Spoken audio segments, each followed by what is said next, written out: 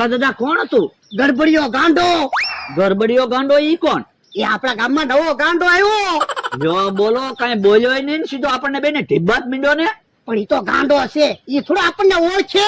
ઈ હાસુ તો બધાને આપણે જાણ કરવી પડશે. હું ના રે ના, કોઈને કેવું ના, ગાંડો હોયો જાહે. ને ભોળા દાદા, હવે તમારી વાડીએ તમે કેમ જાયશો? મારે તો વાડીએ જાવું જ પડશે ને. તમે તો તમારા ઘરે વયા જાહો. મારે ઘરે કેમ જાવું? રસ્તામાં ગરબડિયો ગાંડો મળ્યો હોય તો મને નો ઢીબી નાખે. પણ એટલે ઈ બાજુ ક્યાં ગાંડો છે? મારી વાડી બાજુ ગાંડો છે. એ તો તમારે વાડીએ નથી જવું. હાલો અહીંયા આપણે બે સાપુએ રમી.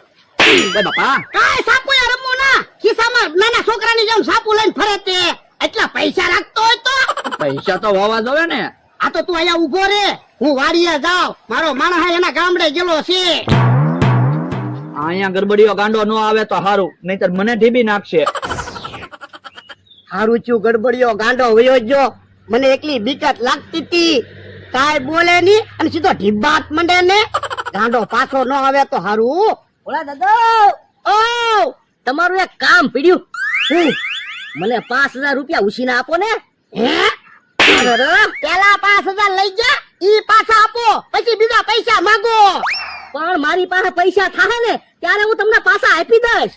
હવે કેવી વાત કરો, તમારી પાસે કેદી પૈસા થાય? યો બોલો, તમને તો મારી ઉપર થોડો ક્યાંય વિશ્વાસ નહીં. એ નથી વિશ્વાસ. પેલાના પૈસા આપો, પછી બીજા પૈસા માંગો. હે અલ્યો 5000 આવી ગયા તમારા પૈસા? હા તો હવે ઉછીના પૈસા આપો મને 5000. તો પણ મને હું કામ પૈસા આપ્યા?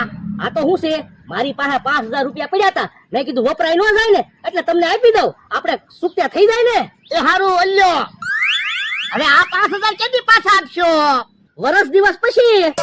યો બોલો, મને તો કાંઈ સમજાણું નહીં. પૈસા તો પાછા લઈ ગયા. ઓ બાપા!